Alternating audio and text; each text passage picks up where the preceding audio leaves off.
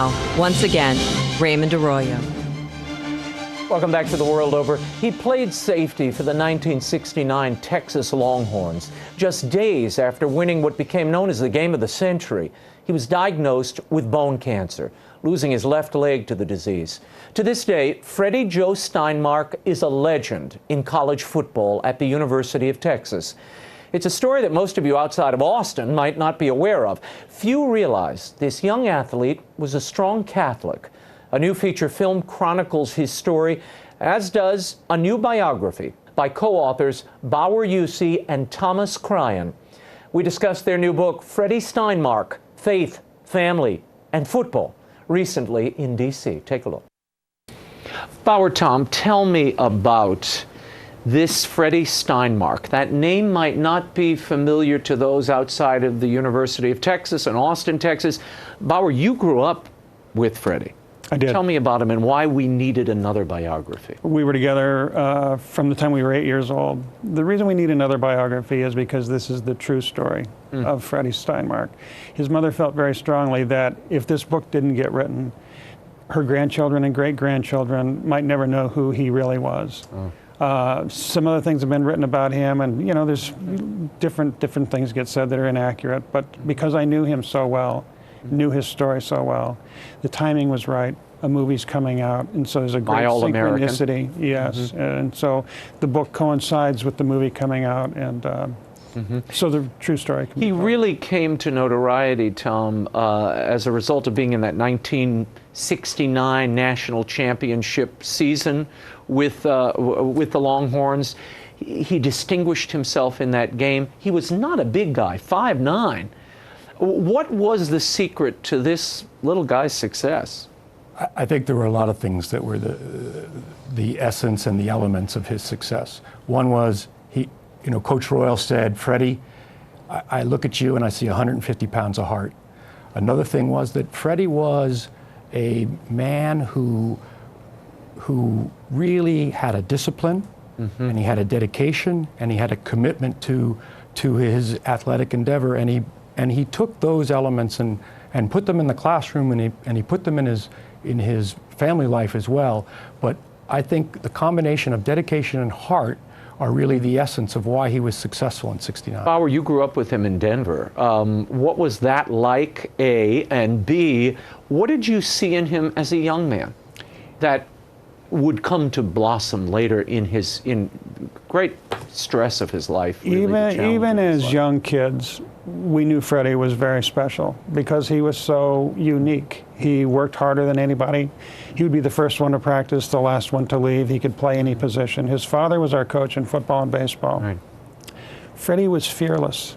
And working on this book, I really recognized that he was fearless because of his great faith in God. I mean, it guided everything he did. This is a boy who prayed every night on his knees beside his bed, even when he was living in the football dorm at the University of Texas. Really? You know, that's how much his faith meant to him. You tell a story in the book about going out for a burger with him on a Friday night in the 60s, 1960, I guess. It was 1966. Wow. I think Pope Paul VI had lifted the ban on eating meat on Friday. He did that in November, and it became official December 2nd of 1966. Freddie and I played in a basketball game about a week after that. And as we often did, we drove around waiting till midnight to eat a hamburger. And I wheeled into Davy's Chuck Wagon Diner, and I said, let's get a hamburger. It was about 10:30. He said, it's not midnight. I said, we don't have to wait anymore. The ban's been lifted. The first time in 1,000 years we can eat meat. And he said, he lifted the ban to make the church more appealing. That doesn't make it right. Oh, boy. We drove around until midnight. So he was sticking to the old ways. He was. He was also a guy who prayed the rosary all the time, every day. Absolutely. Freddie prayed the rosary every day. His mother, had a real focus on the Blessed Mother. Freddie's mother, Gloria, and she passed that on to Freddie. Freddie had a focus on the Blessed Mother as well. And as you know, to pray the rosary is an act that requires, it's a sustained endeavor. It requires a commitment. It requires a certain perseverance. And those elements, Freddie, they became a fabric of his life. And those elements Freddie brought, again, to the ball field and to the classroom and to his life. And it was, I think from Freddie's perspective, when you think about his faith, Freddie's faith was conducted in his actions more than in words. And there are many great examples. Bauer, tell that story about the Texas running back and Freddie and Billy. Just to back up a tiny bit from that, Freddie wanted to play football for Notre Dame. Right. His whole life, he painted his helmet gold.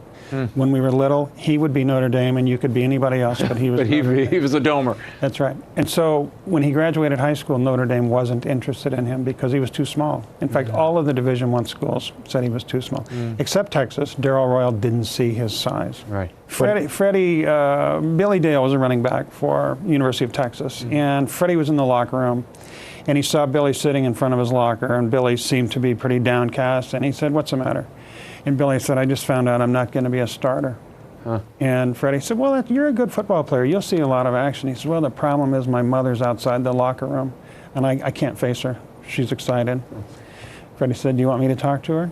And Billy said, "Would you?" And he did. He went outside, he talked to Mrs. Dale, and he said, your boy's a good football player. He's going to see a lot of action, and he's not going to be a starter, and he's upset about it, but you just know he's going to see a lot of action." And they both cried. And the amazing thing about that is Billy Dale ended up scoring the winning touchdown against Notre Dame in the Cotton Bowl. Oh, wow. And then in 1969, in this big, major, what they end up calling the game of the century that the University of Texas was involved in, Freddie plays this game, and his leg begins to have all sorts of problems, and he plays on this leg. It was not an easy thing to do, but he goes through it. What happened? Freddie was very good at playing in pain. When we were juniors in high school, he broke his leg and played a half a football game before anybody realized what was the matter. He really loved playing football, Raymond, and he knew if he told anybody that he was having a problem with his leg, they would sit him out, and then he might not get back into the game. So 2 days after that football game, he went to the doctor, thinking that he had a bone chip, and it turned out to be a bone tumor. And the treatment was urgent amputation of his leg at the hip. But it was how he handled that, how he dealt with it, that had a profound effect on his teammates and everyone around him. Really, it was this more than his football career. Yes. That ends up being, it seems to me after reading your book, this is the magnificent legacy. This is the long shadow that Freddie Steinmark leaves all these days later, almost 50 years later. People at UT are still talking about him. They touch his image as they go out onto the field. On the scoreboard, there's his it's in his honor, the scoreboard there. Is that the mark, the legacy, the reach of Freddie? Without a doubt. You know, it was a turbulent time back in 1969. If you could imagine, December 1st, President Nixon, for the first time in 20 plus years, has the draft lottery. Okay, so he's now calling up young men into the armed services. 6 days after that, President Nixon was in the stands at the Arkansas-Texas game. He's sitting 10 rows up in the 50-yard line. He sees Freddie play the game, right? He goes into the locker room, gives the team, Darrell Royal and the team, the national championship trophy. 6 days after that, on the 12th, Freddie's leg is amputated, as Bauer says, at MD Anderson. The doctors say, "Freddie, we don't know how you walked, much less played in a championship football game, because there was, in essence, no bone in your left thigh." And Nixon then calls up Freddie at MD Anderson, and after that, he says to Freddie, "Hey, we'd love for you to come and be a spokesperson for the American Cancer Society." Freddie comes and he goes to the White House, and he really starts to ignite the discussion about cancer. And yes, that is in many ways the legacy. And it was Freddie's faith. If you can imagine how difficult it must have been to face the ultimate question of mortality outside of the natural cycle of life. Right. Freddie, at the age of 20, had to face this question of that we all ultimately face, but this question of mortality. And it was all the principles of his faith, the principles of the rosary, that he took those principles, had applied them on the football field, and now he applied them to the challenge of facing cancer. Yeah, he really becomes the face of the fight against cancer. He did. Bauer. What did he tell you after the amputation, in that period, there were only a few months left to his life. 17 months. He lived 17 months, that's correct. He wasn't going to let it beat him. His goals changed. He realized that he had a new challenge, and one of the things he wanted to do was help other people. There's so many examples of that. Just the people around him, he wouldn't let them be down about anything. You know, one of the first things he said in the recovery room after they amputated his leg, he asked if there was a rule in the NCAA about one-legged kickers. You know, it was that way. And in the book, we talk about his cousin Janet, who lost her faith because of this happening to Freddie. All of us who knew Freddie were in such shock about this, because how could this happen to somebody? This is such a good boy. Good, yeah. And she lost her faith, and she was very angry. And when her parents came home from visiting and she heard them talking that he wasn't doing well, she said, you know, if anything happens to him, I'll never believe in God again. December of 1970, he was home for Christmas, and all of the Steinmark Marchetti families were together. And she was afraid that he would see that, you know, she had lost her faith, and she was mad. And she said, I just listened to him talking to everyone, and he was laughing, and everyone was having a good time with him, and he didn't look very good. And she said, something just came over me. I believed again. I just thought, if he can be like that, I believe again. So she credits him with bringing her back. Wow. And a lot of people say that. You know, I think he's a great example of one person making a huge difference in everyone's life that he touched. And certainly that's one of the reasons to write this book.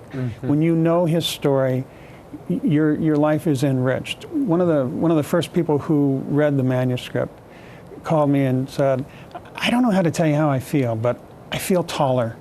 Huh. Yeah. You know, so. Yeah. Well, I mean, any young person, particularly anyone interested in football, it is an amazing story. And I was thinking, you know, had I read this as a younger man, I might have been a better one. But it really is an amazing story of a man, and it does help us grapple with those big issues we all face, which is our own mortality and where we're ultimately going and how are we going to deal with it. What do you want people to take away from this book? That everything you do matters.